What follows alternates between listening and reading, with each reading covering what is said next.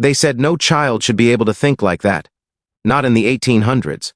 Not on a plantation where brilliance was not just unwanted. It was dangerous. Yet there she stood, Selah, a black girl no older than 10, staring at the world with eyes that seemed to know things no child should know, eyes that looked through people instead of at them, eyes that made grown men uneasy and made cruel women tremble with something they refused to name, fear. The first whisper about her began on a humid summer evening when the overseer caught her correcting the plantation's financial ledger. Not copying it, not guessing, correcting it, with numbers more accurate than the ones the master's accountant had written. She should not have even known the symbols, yet she redrew the entire year's account in seconds. The overseer, pale and sweating, told no one. But secrets like this do not settle quietly. They drift, they spread. And soon, the talk began. She sees things, she knows things, she is not right, not normal. But Selah was not possessed, nor touched by spirits, nor born under an unlucky star. Her curse, if one could call it that, was far simpler. She was intelligent in a world that benefited from keeping people like her ignorant.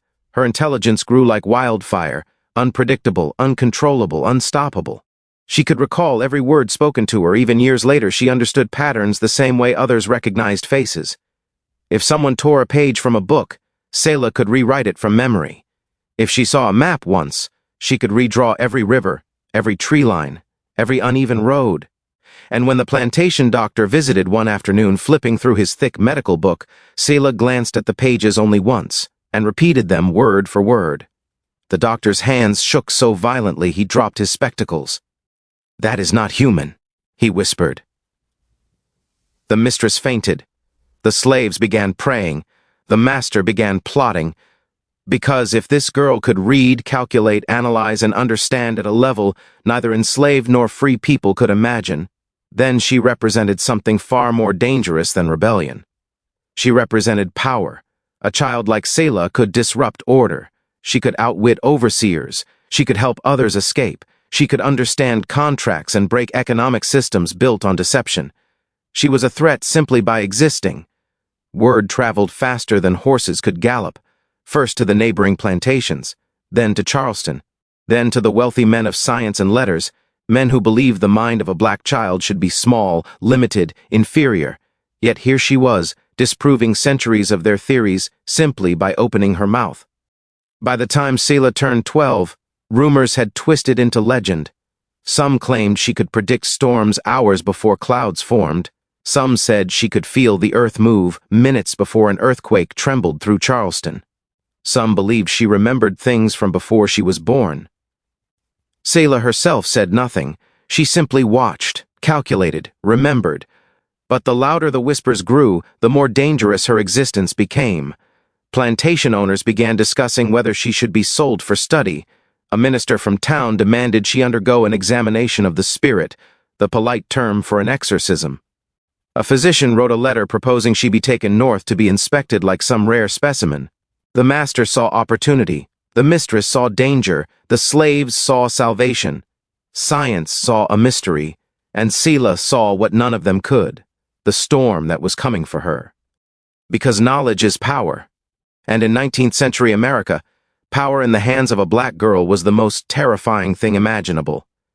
This is the story of the mind they feared, the genius they couldn't control, and the child whose brilliance shook the silent walls of a world built on ignorance, cruelty, and lies.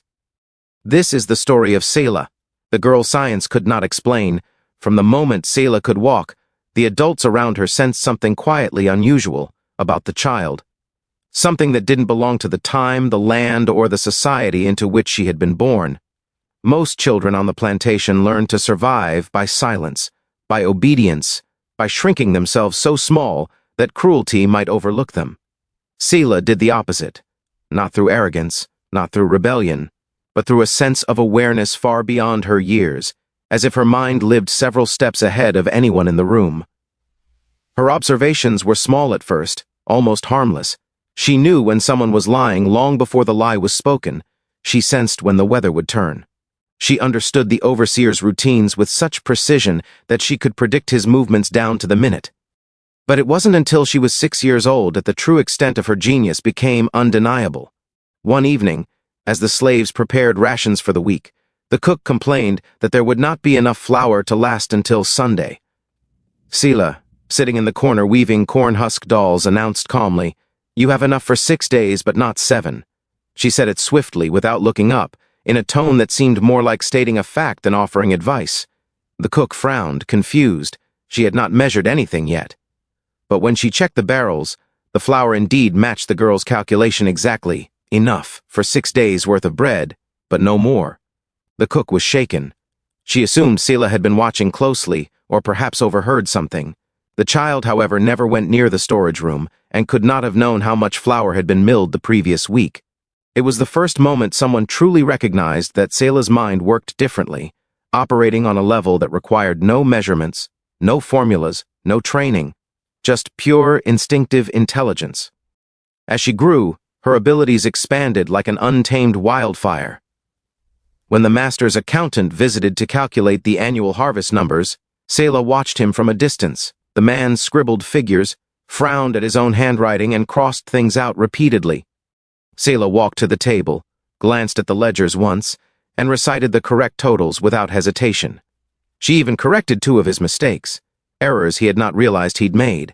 The accountant froze, his face turning the color of ash. He accused her of memorizing his notes, but Selah calmly explained the calculation process step by step, revealing a mathematical intuition he himself did not possess. He left the plantation deeply unsettled. This incident marked the beginning of fear. In the plantation world of the 1800s, knowledge was reserved for the powerful. A black girl who knew too much was a danger. A black girl who knew more than the white men was an impossibility. But Selah didn't merely know more, she understood concepts that no one had taught her. She displayed an intelligence that had no explanation, and no limit. She learned to read by watching others read. She memorized entire pages just from seeing someone flip through a book. By the age of 8, she could recall every detail, the placement of text, the slant of letters, the shape of ink blots. Her brain captured the world like a camera decades before cameras existed. The overseers whispered that she was unnatural. The mistress claimed the child had the devil's memory. Some slaves believed she had been gifted by God to lead them to freedom. The master, however, saw something else entirely, opportunity. But even he couldn't understand the full scope of the phenomenon growing under his roof. Selah's intelligence did not stop at memory or numbers. She sensed emotions the way others sense temperature. She could predict conflicts between field hands before arguments even began. She could look at someone's face and know they were hiding illness. She noticed patterns, small invisible threads connecting events, threads that others lacked the vision to see. When a horse fell ill, Selah correctly diagnosed that it had eaten moldy grain, even though she had not seen the grain bin. She explained that the horse's breathing, the yellowing of its gums, and the uneven gait were textbook signs of fungal poisoning. Her explanation stunned the plantation doctor so deeply he asked how she knew such things. Selah simply answered, "Because all the signs were there. You just don't look at them." By now, Selah wasn't just intelligent. She was intuitive, analytical, perceptive, and these qualities frightened people more than anything else. What truly alarmed the community was how Selah's mind seemed to leap years into the future. She thought about things no one else considered. She asked questions the plantation was not ready for. Why do numbers behave the way they do? How do stars move at night when we sleep? Why do people believe things that aren't true? Why do you fear what you cannot understand? These were not the questions of a child. They were the questions of a philosopher, a scientist, a thinker born into a world that refused to acknowledge she could exist. Her intelligence challenged the very foundation of the social structure. A black girl who could outthink the master threatened the myth of superiority. A slave who could understand medicine threatened the authority of the doctor. A child who could interpret the Bible more accurately than the minister threatened the church. Selah's intelligence frightened not because it was powerful, but because it revealed the weakness of the world around her. She made overseers feel small. She made plantation owners feel ignorant. She broke the illusion that knowledge, wisdom, and brilliance belonged only to those in control. And worst of all, she did it without trying, without boasting, simply by being who she was. The plantation could not handle her mind. Science could not measure it. Religion could not explain it, and society could not tolerate it. Selah was not just a genius. She was a mirror exposing the fragility of a world built on lies, power, and false superiority. Her brilliance was a light, and every person who encountered her was forced to face what that light revealed. It was this, more than anything, that would seal her fate. Fear spreads faster than disease on a plantation, and nothing created more unease than a child who seemed to understand the world better than the adults ruling it. By the time Selah reached the age of 10, her extraordinary intelligence had already carved a crack through the fragile order holding the plantation together. But Keynote 2, Plantation Panic, was not born from admiration nor curiosity. It was born from something far older, deeper, and more dangerous, the belief that a mind like hers could destroy everything. It began quietly. The overseer, a man who believed brutality was the only language slaves could understand, became increasingly uncomfortable around Selah. At first, he dismissed her as an odd child, but when he noticed other enslaved people watching her when she spoke, listening, learning, and absorbing her confidence, he panicked. A smart slave was already a threat. A slave smarter than him, a white man, was an insult he could not digest. Each time Selah walked past him, he felt something he had never felt in his life, inferiority, and it gnawed at him like a worm in rotten wood. One afternoon, he overheard Selah teaching two younger children how to count using seeds. Her instructions were crisp, logical, structured, better than any school teacher he'd known. She wasn't playing, she was educating, she was building minds, and that terrified him. He stormed over, scattering the seeds, yelling that numbers were white folks' business. But Selah didn't cry or shrink. She simply stared at him, a stare so unblinking, so calm, that he felt the back of his neck grow cold. She didn't fear him. She understood him. And that was worse. Word spread among the slaves that Selah's mind was something special, something divine. Some believed she was sent to free them. Others said her knowledge was a warning, a signal that change was coming. These whispers unsettled the mistress, who already feared Selah's presence. The mistress could not stand the way Selah observed people, silently collecting every secret hidden beneath smiles and politeness. The girl's gaze made her feel transparent, exposed, as though Selah knew the truth of her misery, the truth she had never confessed. Her marriage was a prison, her life a disappointment, and her happiness long dead. Every time Selah's eyes met hers, the mistress felt judged, not by a child but by something older, wiser, and uncomfortably accurate. And then came the day when panic truly ignited. The master hosted guests from Charleston, wealthy men and their wives who visited the plantation every summer. Selah served water that day, moving quietly between tables. The guests laughed loudly, discussing cotton profits, weather patterns, and upcoming political debates. One of the men, a merchant known for his arrogance, commented that the year's drought was unpredictable. Without hesitation, Selah murmured, "The drought was predictable if you had watched the river levels for the past 3 months." She said it gently, almost casually, as though stating the time of day. But the table went silent. The merchant stiffened. "And how would you know that, girl?" Selah answered simply, "Because the river pulls back before seasons change." The merchant's wife gasped. The mistress's face drained of color. Everyone at the table stared at Selah, stunned by the confidence in her voice. The master forced a laugh, made an excuse, and quickly removed her from sight. But it was too late. The guests whispered among themselves, a slave who spoke like a scholar, a child who understood nature better than grown men. Something was wrong, unnaturally wrong. That night, the mistress sobbed in her room, insisting Selah brought danger, darkness, and unrest. She claimed the girl had read her thoughts. She claimed she felt watched by God or the devil when Selah looked at her. Her paranoia poisoned the household. Even the field hands began to worry. They admired Selah, but admiration was not protection. A girl like her drew attention. Bad, dangerous attention that could bring punishment for everyone. Rumors crawled across the plantation like smoke through cracked wood. "Selah can see the future. Selah knows your sins. Selah isn't human. Selah is cursed."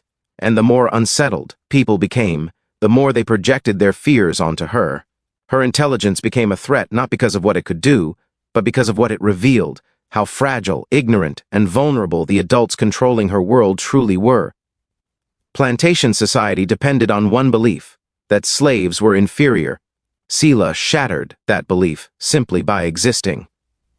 The master, desperate to maintain order, decided the girl needed to be watched constantly. Not to protect her, but to control her. He worried that if she taught others to think differently, to question, to analyze, they might realize the plantation system was built on lies. And so he made the first rule of Selah's new life. She was never to speak unless spoken to. She was not to help in the kitchen, not to interact with the field hands, not to be alone with children. She was to be hidden, an invisible brilliance tucked away to prevent a rebellion of the mind. But the fear only grew. The slaves began slipping away from work to speak with her. The overseer caught two young boys asking Selah what she knew of stars. He whipped them until Selah screamed and begged him to stop. He whipped them harder, not because they disobeyed, but because Selah's concern made him feel weak. Her empathy threatened him just as deeply as her intelligence. The mistress started having nightmares, visions of Selah standing over her bed, reciting memories she had no right to know. She demanded the master sell the girl immediately, but the master refused. He believed Selah was valuable. A mind like that, he said, is worth more than any slave I have. And that was the moment the real panic began. The fear that Selah was no longer a child, no longer property, no longer manageable. She became a symbol of change, of danger, of everything the plantation could not control. It wasn't her intelligence that terrified them. It was the truth her intelligence exposed, a truth they had spent their entire lives trying to hide. And Selah, without even trying, had brought it into the light. That night arrived without warning, sliding into the plantation like a breath held too long. The air was strangely warm, thick, suffocating, and absent of every familiar sound.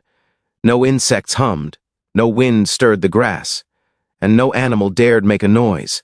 It was as if the land itself was waiting, a stillness so unnatural that even the most hardened overseer paused and glanced over his shoulder, sensing something watching from the dark.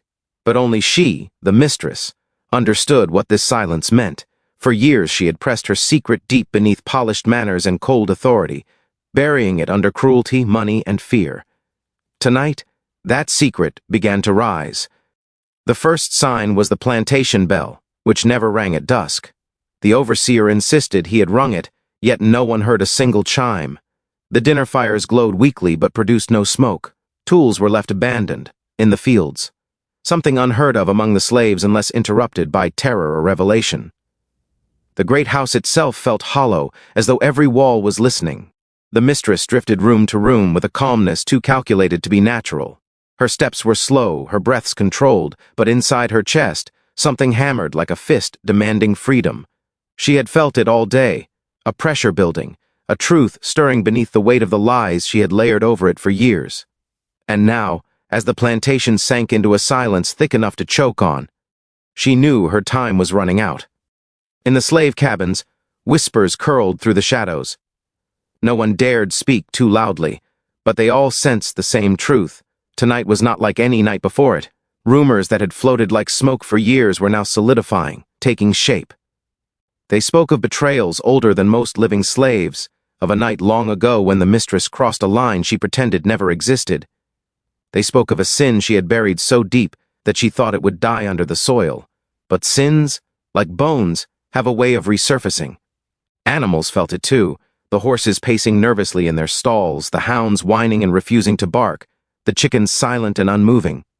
Even the sky looked different, starless, blank, as if heaven itself refused to witness what was coming.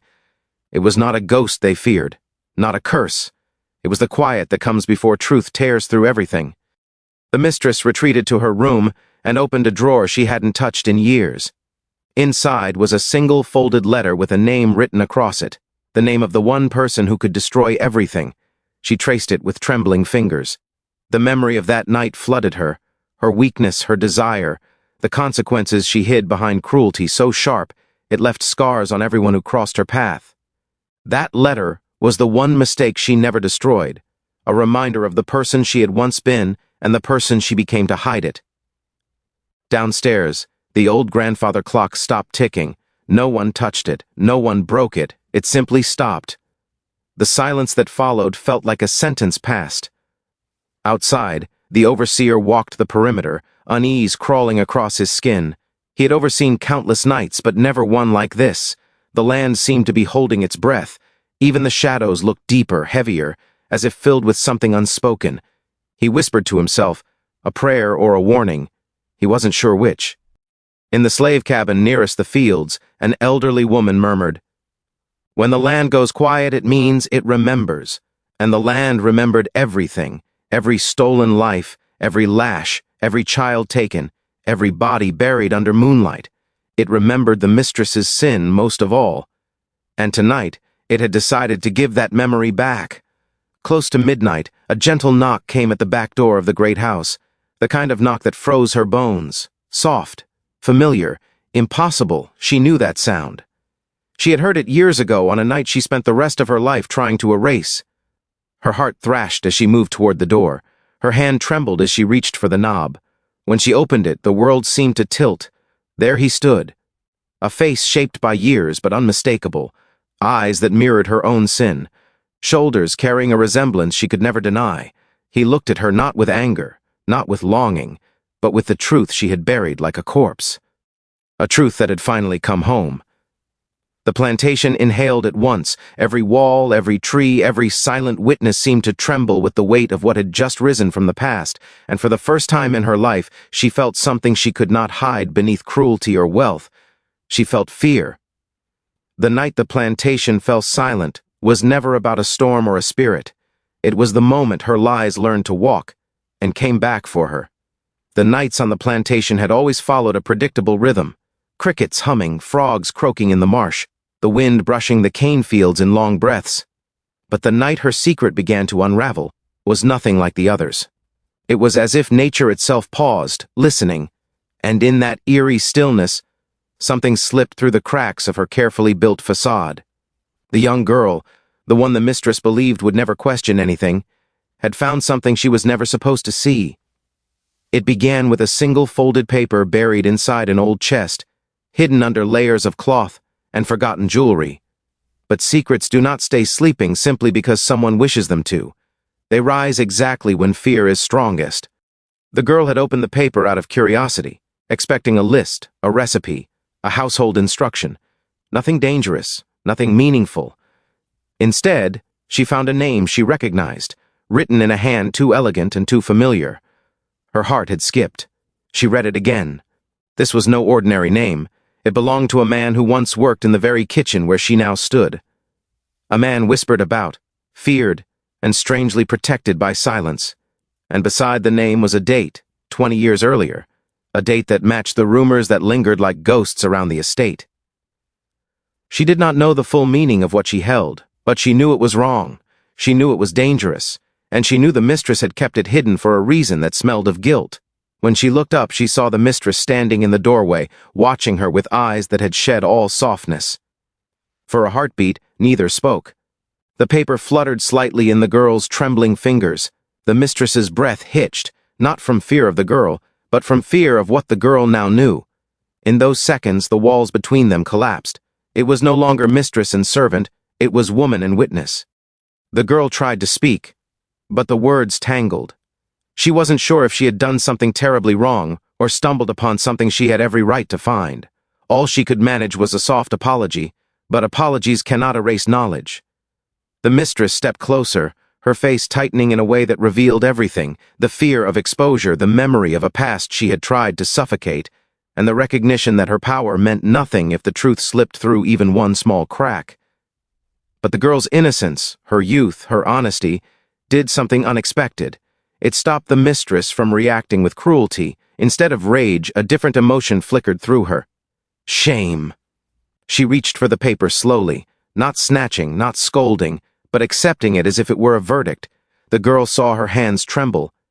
And in that trembling, she discovered something she never imagined she'd see in the woman who ruled the plantation with iron: vulnerability.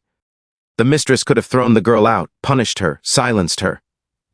But secrets carried alone rot the soul, and perhaps some part of her longed for someone to finally see her truth, if only to confirm she had once been human. She sighed, a sound that carried 20 years of buried regret, and walked past the girl sitting down heavily beside the dying kitchen fire. The room grew smaller, quieter. Even the flames seemed to hold their breath. The girl, unsure what to do, sat a few feet away. She did not ask questions. She did not judge. Sometimes silence invites truth more than words ever can. The mistress stared at the paper in her hands, her face softening in a way the girl had never witnessed. And then, slowly, she began to speak. Not fully, not clearly, but in shadows and hints. Enough to let the girl know that the name on the paper belonged to someone she had once cared for more deeply than she ever should have. She admitted she had broken the rules of the world she herself enforced. She had loved someone forbidden, someone whose existence in the eyes of society was less than hers. But love does not bend to rules, and neither does desire, and from that forbidden connection came consequences she had buried so fiercely that she convinced herself they were gone forever. Yet here they were, resurrected by a piece of paper she should have burned long ago. The girl listened with wide, trembling eyes, but there was no condemnation in them, only shock, sadness, and the dawning realization that even someone as powerful as the mistress could be undone by a single human emotion. But as the mistress spoke, a shift began in the girl. She started connecting whispers she had heard all her life, the strange resemblance between certain children on the plantation and the man whose name was on that paper, the carefully avoided questions, the sudden disappearances, the night the great house went eerily silent years ago. Everything was beginning to align, and the mistress saw this understanding forming in her eyes. That frightened her more than anything. Truth shared spreads like fire. It jumps from one mind to another, feeding on curiosity and unspoken tension. If this girl understood, if she spoke even a word, the entire plantation would erupt with revelations. The mistress could not survive. In that moment, the mistress faced the choice she had avoided for decades: silence the truth once more, or confront the aftermath she had run from. For a long, heavy moment, she looked into the girl's eyes, searching for danger. But the girl held nothing except empathy. Not pity, empathy. She understood heartbreak. She understood fear. And that understanding was what saved her. The mistress whispered, almost pleading, that this truth must remain between them, not to protect her reputation, but because the truth, if unleashed, would unravel lives, histories, bloodlines. The girl nodded, not out of fear, but out of the weight of what she now carried. She understood that this was not just a secret. It was a wound that was never given a chance to heal. When the girl left the kitchen that night, the mistress sat alone again. But for the first time in 20 years, she did not feel completely alone. Someone else knew. Someone else had seen the truth she had buried in darkness. And strangely, that truth felt lighter now. Not forgiven, not forgotten, but shared. Yet the girl didn't realize one thing. Truth, once awakened, never goes back to sleep. The days after the kitchen confession passed with an uneasy stillness, like the quiet before a hurricane. The mistress tried to return to her routines, supervising the house staff, sitting at her writing desk, pretending everything was normal. But normal had already died the night she allowed her secret to breathe. Secrets, once shared, develop a pulse. They grow, they hunger. And the one she had guarded for 20 years was no longer safely locked inside her. It lived now in the mind of a young girl, a girl who did not yet understand the power or danger of what she carried. But danger comes not only from those who know the truth, it also comes from those who sense it. The overseer was the first to notice the shift. He saw the girl keeping her distance, her eyes lowered not in obedience but in thought. He saw the mistress watching her too often. He saw the nervous tremor in her hands when she thought no one was looking. The plantation had taught him one lesson above all. When a powerful woman grows fearful, it means there is something valuable, something scandalous, hidden behind her silence. And men like him, with nothing to lose and everything to gain, smell opportunity like blood in the water. He began to follow the girl, not openly, not aggressively, but with the quiet persistence of a predator studying its prey. He listened at doors. He watched her when she swept the kitchen steps or carried linen baskets across the yard. She did nothing suspicious, nothing dramatic. But the weight of knowledge changed the way she moved, the way she breathed, the way she glanced over her shoulder as if the truth itself were stalking her. The mistress noticed the overseer's eyes lingering too long, and that fear she had tried so desperately to swallow returned twice as strong. She had lost control of the narrative.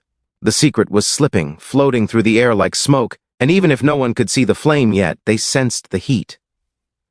One afternoon, the overseer confronted the girl near the smokehouse, pretending to ask about chores, but his voice carried a softness that did not belong to kindness.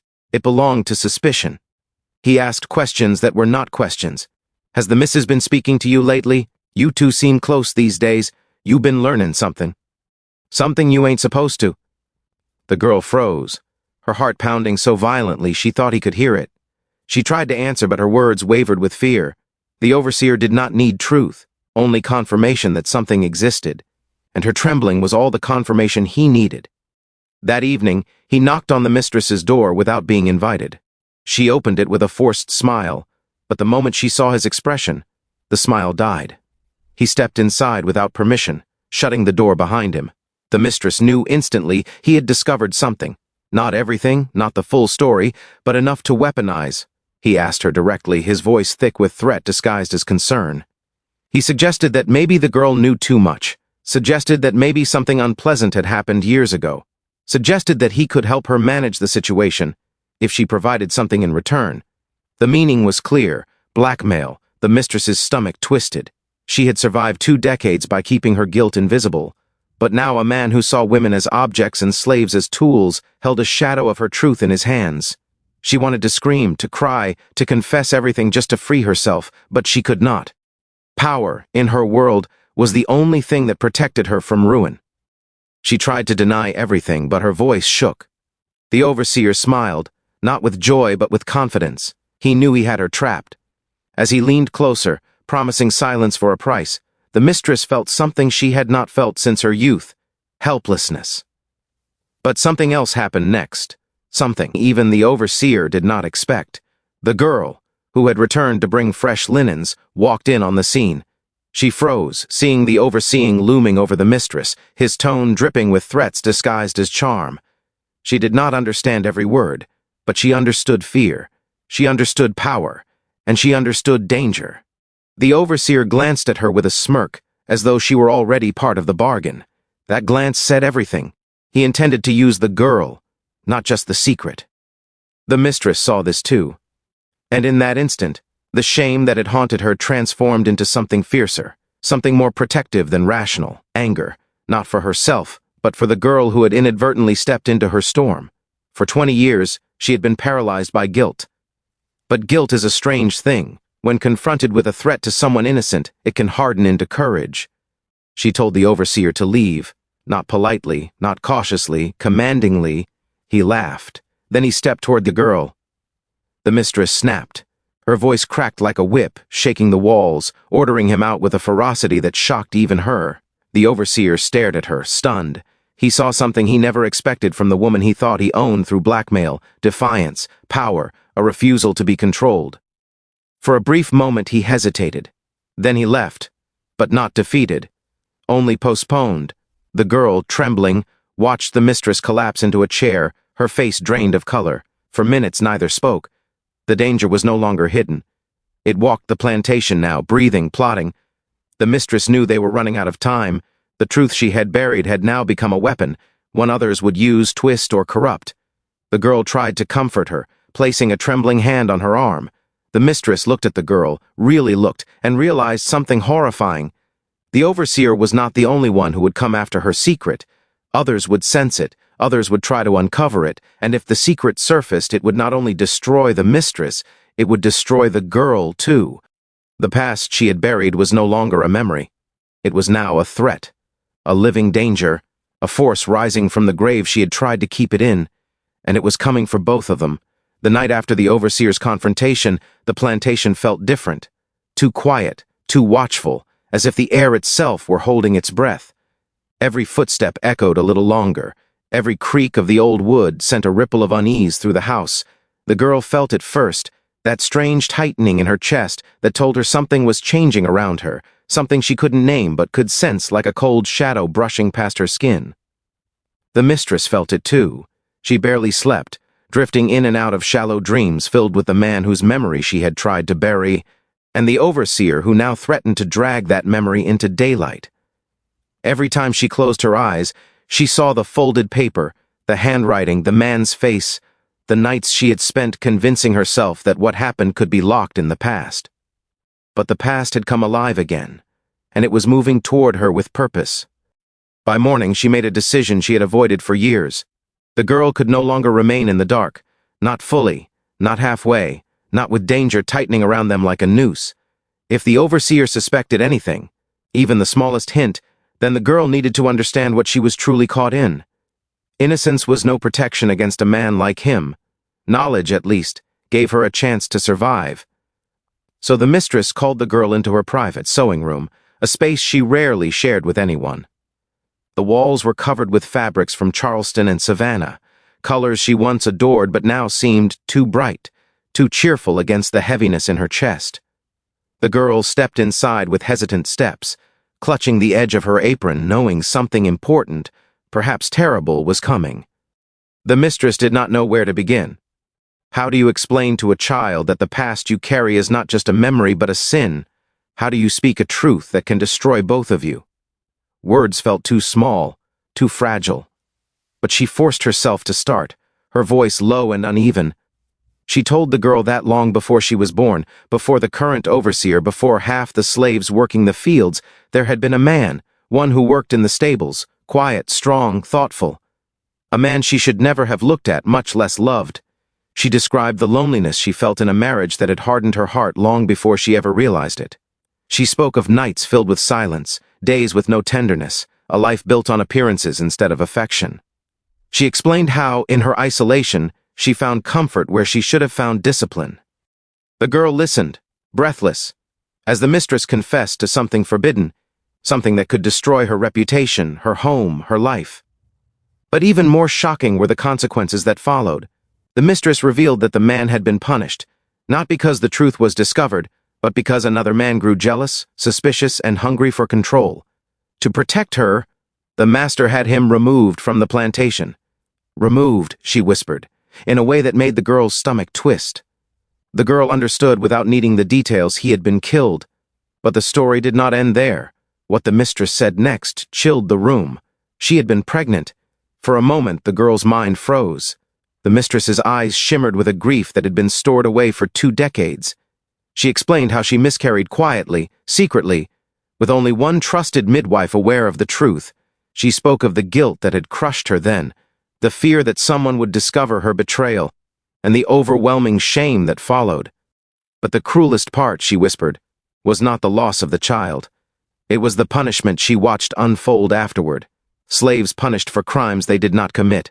Accusations thrown like knives to hide the truth. Children taken from mothers. Families separated, all to erase the evidence of her sin. The girl's throat tightened. She had always known the mistress capable of cruelty. Power itself makes cruelty easy. But hearing how fear and guilt had driven her, how she had sacrificed others to bury her shame, felt like stepping into a pool of cold water she never asked to enter. The mistress looked at the girl with eyes heavy from years of silence. She admitted that every cruel decision, every cold moment, every distance she kept from the slaves had been part of her effort to deny what she had once felt, what she had once done. She had spent 20 years punishing herself by punishing others. The girl stared at her, not with hatred, but with a dawning understanding that the woman before her was not only a mistress, but also a prisoner, trapped by her own choices. The confession changed the girl. It hardened something inside her. She saw now that the secret she carried was not just a story, it was a weapon, a wound, and a truth that could shatter the plantation's fragile balance. She understood why the overseer's suspicion terrified the mistress. If he discovered the whole truth, if he realized there had been a child, a forbidden lover, a scandal powerful enough to ruin a family, the mistress would not be the only one harmed. Anyone connected to the secret could be destroyed. The girl felt her innocence peeling away. She was no longer simply a house servant. She was a keeper of something that could ignite the entire plantation, and that knowledge sat heavy in her chest, pressing painfully against her ribs. As the mistress finished speaking, tears slipping silently down her cheeks, she looked at the girl with a plea hidden inside her gaze. She did not ask for forgiveness. She did not ask for sympathy. She asked only for silence. The girl nodded slowly. Not because she felt loyalty, but because she understood the gravity of the truth. She knew the overseer would return. She knew he would push harder. She knew the truth was now a storm circling above them, growing stronger each day. And she knew something else, something she could never say aloud. This secret was not finished with them. The past was not done. And soon, everything built on lies would begin to crack open. The days grew colder, though the sun still rose and painted the fields in deceptive warmth. On the surface, the plantation functioned as always. Slaves worked the fields, the house staff performed their duties, and the mistress moved through her rooms with practiced grace. But underneath, everything had shifted. A tension wound tightly around the walls and corners of the great house, thick and suffocating, like fog rolling in from the river. The girl could feel it in her bones, in the way the overseer lingered in the shadows, in the way the mistress's eyes darted toward every door and window. Knowledge had transformed the air into a battlefield, invisible to outsiders, but palpable to those trapped within. The overseer, sensing the mistress's growing fear, became bolder.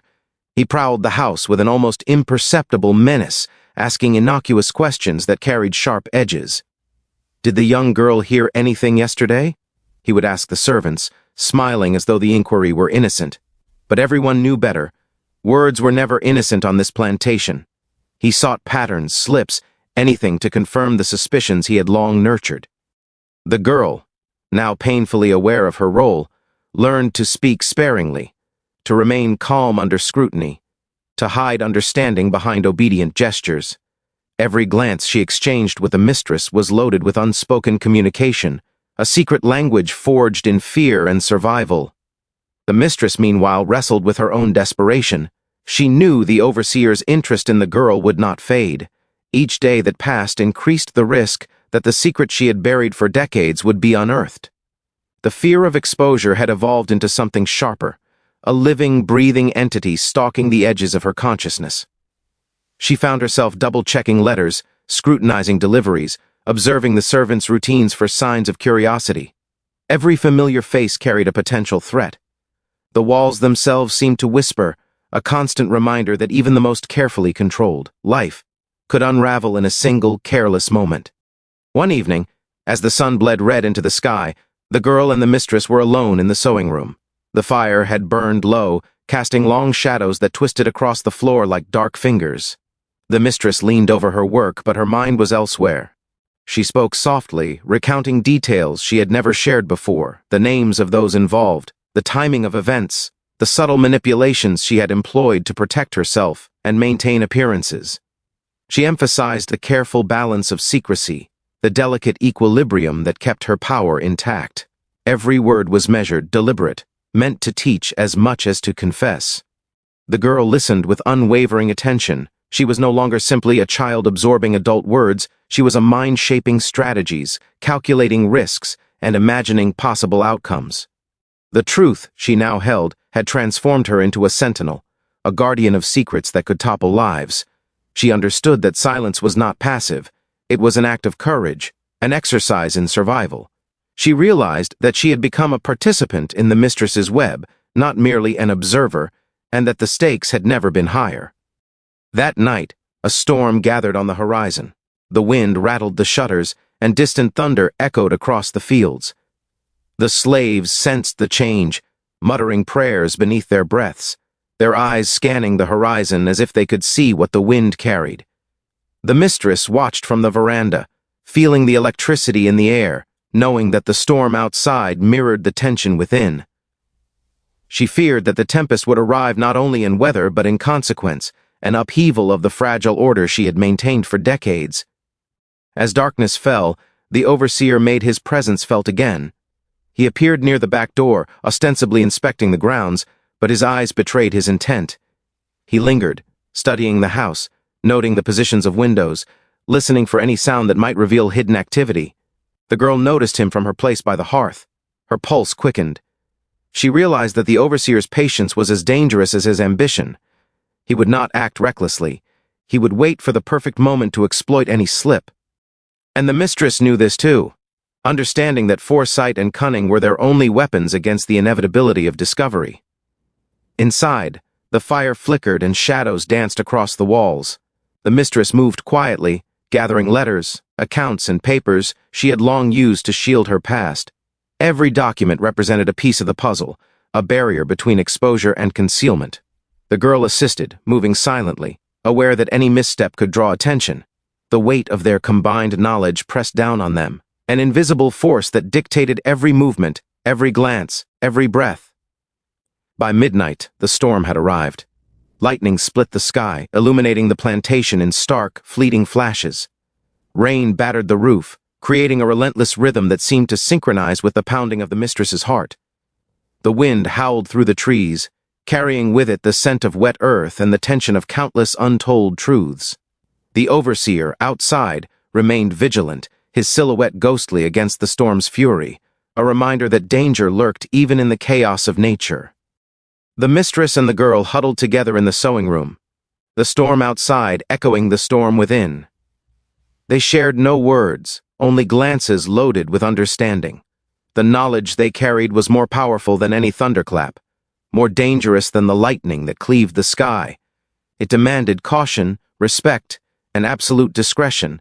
One misstep, one reveal, could unravel the plantation's hierarchy, destroy reputations, and ruin lives. Hours passed, and the storm eventually subsided, leaving the fields soaked and the air thick with the scent of wet soil. The plantation was eerily silent once more, but the tension remained, a constant reminder of what had been unleashed. The overseer had not acted, but he had observed. He had noted, analyzed, and waited, and both the mistress and the girl understood that this was only the beginning. Knowledge had power, but power always attracts scrutiny. And now, scrutiny was relentless. The girl had changed. She had crossed a threshold from innocence to awareness, from observer to participant, from silent servant to keeper of a dangerous truth. The mistress recognized it, fearing and admiring it simultaneously. Together, they had navigated another day in the shadows of secrecy, surviving the storm both literal and metaphorical. But both knew that survival required constant vigilance, cunning, and a readiness to face whatever consequences might arrive next. As dawn broke, painting the plantation in muted shades of gray, they faced the day with the unspoken understanding that the past they had tried to bury would continue to haunt them. The overseer would return, others might sense the shifting balance, and the truth would continue to exert its pressure. But they had each other, a fragile alliance built on shared knowledge and mutual necessity. And in that alliance lay the slender hope that for now they could navigate the treacherous waters of fear, power, and forbidden secrets, at least until the next storm arrived. The days had grown heavier, as if the sun itself hesitated to rise fully over the plantation. Even in the warmth of morning, a chill clung to the air, carrying the weight of secrets that had been nurtured, hidden, and protected for decades. The girl moved through the house differently now, her posture alert, her eyes sharp, sensing tension in spaces where no one else noticed it. She had become attuned to the rhythms of fear and deceit, the subtle flicker of a shadow, the way a servant's hand trembled when asked a question, the pause in a word that hinted at knowledge better left unspoken. She carried the mistress's confession like a living thing, its pulse echoing in her chest, a reminder that even silence could wound if misused or misunderstood. The overseer remained a persistent threat, though he was more careful now, aware that the girl was not naive. He watched, waited, measured every step she took, every glance she shared with the mistress. He began to ask the other servants questions that seemed casual but carried the sharpness of scrutiny, probing for signs of alignment or rebellion.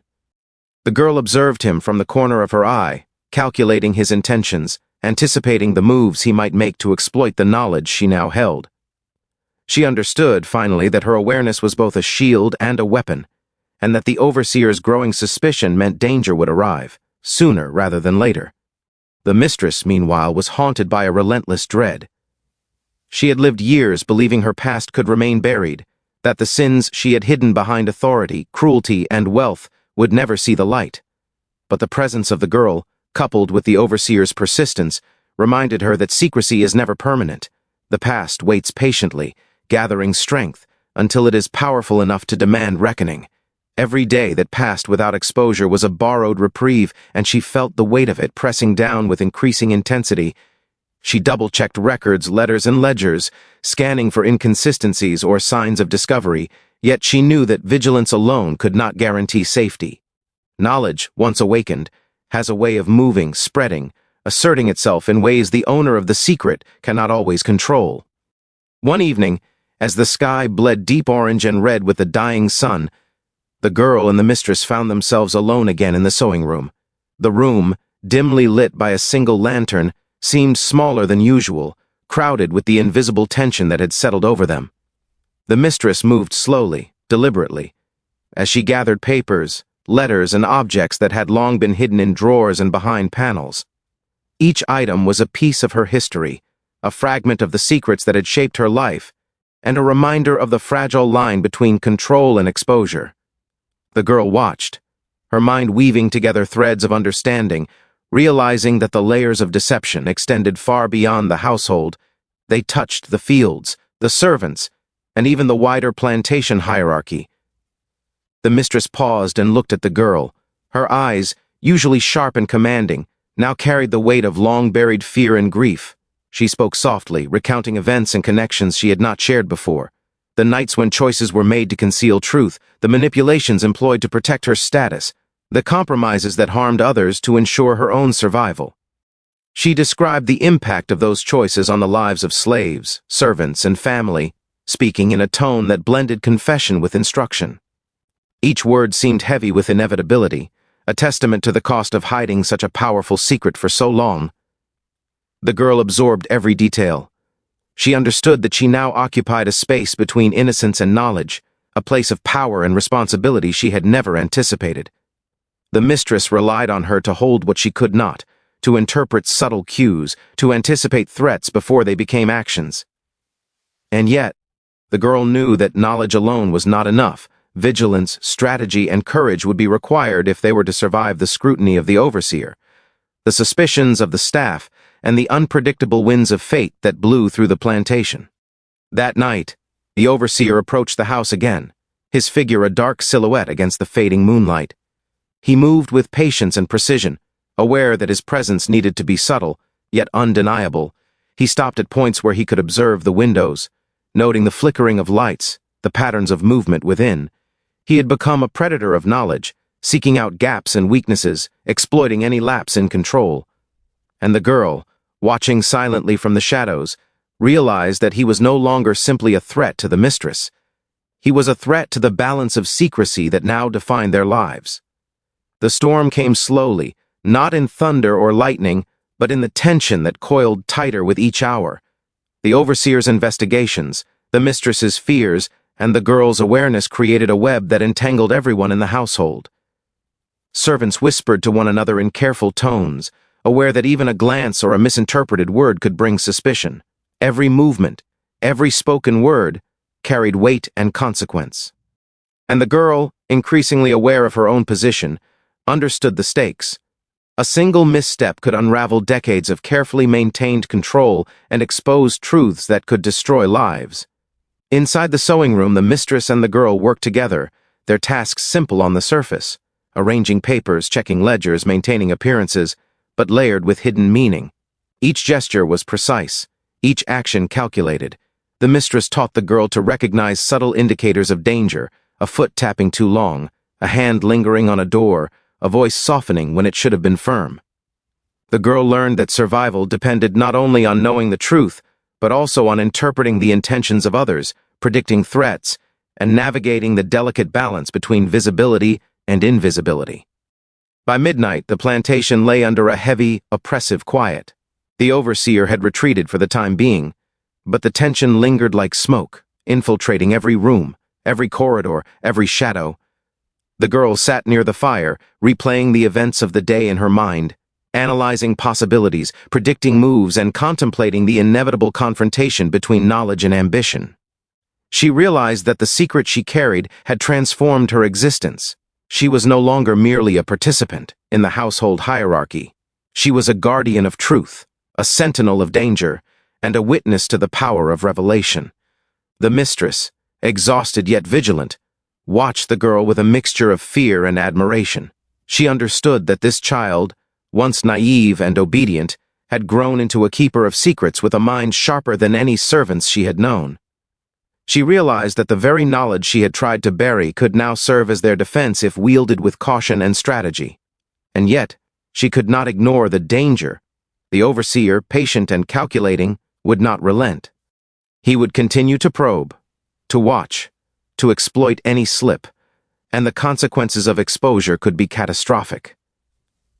The night passed with a tense stillness, broken only by the occasional creak of the old house settling or the distant call of an animal in the fields. The girl remained awake, alert, her thoughts racing through possibilities, strategies, and contingencies. She understood now that the secret was alive, a force that demanded respect, vigilance, and foresight. It was no longer contained within the mistress's walls or memory. It had taken root in the girl's mind, growing stronger, sharper, and more potent with each passing hour. As dawn approached, the plantation remained shrouded in quiet tension. The girl and the mistress, bound by knowledge, watched the first pale light filter through the windows. The overseer would return, and the balance of power would continue to shift. But for this brief moment, they held a fragile equilibrium, a temporary reprieve in the ever-tightening web of secrets, fear, and survival. And both understood, without words, that the days ahead would demand cunning, courage, and vigilance, as the shadows of the past pressed relentlessly against the fragile veneer of the present. The plantation had never felt so heavy, as if every beam, every board, every brick carried the weight of the past, pressing down on those who lived within its walls. The girl moved through the halls with careful steps, fully aware that knowledge had transformed her into something more than a servant. She was a guardian of secrets, a sentinel of truths that could unravel the lives of everyone in the house if exposed. Each glance, each movement, each word she spoke or withheld now carried consequences she could not predict. The air seemed thicker, denser, filled with the tension of hidden stories waiting for the right moment to emerge. The mistress, once commanding and confident, had become quieter, more deliberate. Her sharp authority was tempered now with caution, a careful calculation of risk and protection. The revelation she had shared with the girl, and the knowledge that the overseer was still watching, had transformed her world. She could no longer operate solely on appearances. Every action needed scrutiny, every interaction needed planning. Even the smallest misstep might invite disaster. The weight of decades of secrets bore down upon her shoulders, threatening to crush her, and yet she moved through the days as if nothing had changed, hiding the tremor in her hands and the tightness in her chest. The overseer's patience was the most dangerous kind of threat. He did not strike impulsively, nor did he reveal the full extent of his curiosity. He waited, observing, measuring, and collecting information with a predator's precision. Every interaction, every question, every casual remark he made was designed to test the bounds of the household's secrets. The girl had learned to detect these tests and to answer with caution, giving nothing away. She had become adept at masking her awareness, at blending obedience with subtle deflection, at moving through the shadows without casting a trace. Yet she knew that knowledge alone was not enough. Vigilance and strategy were now as vital as silence. One afternoon, as the sun filtered weakly through the dusty windows, the girl approached the mistress with a proposition that had formed in her mind over weeks of observation. She suggested a plan, a method of protecting the secret while subtly diverting the overseer's attention. Her tone was careful, respectful, but her mind worked with a clarity and precision that surprised even the mistress. She spoke not only of concealment but of foresight, anticipating moves, predicting outcomes, and navigating the delicate balance of power in the household. The mistress listened, absorbing the strategy, weighing its risks, and marveling at the depth of understanding that had grown in this young girl. The two of them worked in quiet alliance, moving through the household with a purpose that was invisible to the outside eye. They monitored the movements of the staff, noted the overseer's habits, and identified potential vulnerabilities in the network of observation and suspicion. Each day became a game of subtle signals, silent adjustments, and careful timing. Every interaction with the overseer, every question from the staff, every glance from a visitor had to be considered for its potential impact on the fragile equilibrium they maintained. Knowledge had become both shield and weapon, a force that required constant attention and precise handling. Night descended slowly, bringing with it a sense of anticipation that made the plantation feel alive with hidden currents. The girl sat near the fire, reviewing every detail she had learned, anticipating the overseer's next move and plotting contingencies for the future. She understood that the secret they protected was no longer just a story, it was a living entity, a force capable of reshaping the dynamics of the plantation. The mistress, seated nearby, watched her with a mixture of awe and apprehension. She realized that the girl had transformed from a passive observer into an active participant, a mind capable of strategy and foresight that rivaled her own. The overseer, sensing that the dynamics were shifting, increased his vigilance. He moved quietly through the grounds, testing boundaries, probing for evidence, and seeking cracks in the household's careful defenses. He did not yet understand the depth of the girl's awareness or the lengths to which the mistress would go to protect her secret. He assumed he had leverage, that fear alone could bend them to his will, but he was learning, slowly, that knowledge, when wielded with intelligence and patience, was a formidable adversary, and that the house contained forces he could not easily manipulate. As the night deepened, a storm began to rise in the distance. Thunder rumbled softly, a distant warning of the chaos that might come, a mirror to the tension within the household. The girl and the mistress moved through their duties with careful precision, aware that every action could ripple outward in ways unseen. Each shadow, each sound, each pause carried meaning, and they navigated the spaces between words and gestures with skill born of necessity. Knowledge, they understood, was not merely possession, it was responsibility, a burden that demanded attention, foresight, and courage. By midnight, the storm had intensified, shaking the plantation with sudden bursts of wind and rain. The girl observed the patterns, the way the light flickered across the walls, the way the mistress's hands trembled even as she moved with deliberate care. The overseer was not yet in the immediate vicinity, but his presence was felt in every silent warning, in every tensioned breath, in every cautious step they took. The secret had become a living force, shaping the behaviors of all who knew or suspected it, demanding vigilance and precision. The girl realized that the final challenge lay not in concealment alone, but in control over perception, over interpretation, over timing. She understood that the overseer's patience was both his strength and his weakness. If they could manipulate what he perceived, guide his assumptions, and manage his discoveries, they could maintain the balance for as long as necessary. The mistress recognized the girl's insight, and for the first time, they truly operated as partners, united not by servitude or fear, but by strategy, awareness, and the necessity of survival. Dawn broke slowly, bringing with it the muted gray light of a world still poised on the edge of revelation. The storm had passed, leaving the fields soaked and the air heavy with the scent of wet earth. The overseer had withdrawn, but the threat remained, simmering in the background, ready to strike at the first sign of weakness. The girl and the mistress faced the day with quiet determination, understanding that the secret they carried was more than a story. It was a living, breathing force that shaped every moment, every interaction, every choice.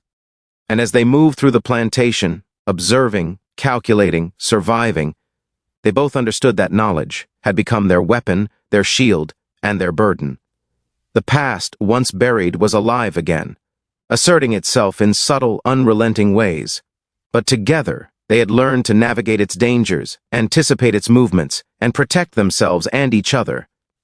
The plantation remained a place of beauty and terror, order and chaos, light and shadow, and within it, the girl and the mistress had forged an unbreakable, uneasy alliance, a partnership born of fear, strategy, and the raw power of truth.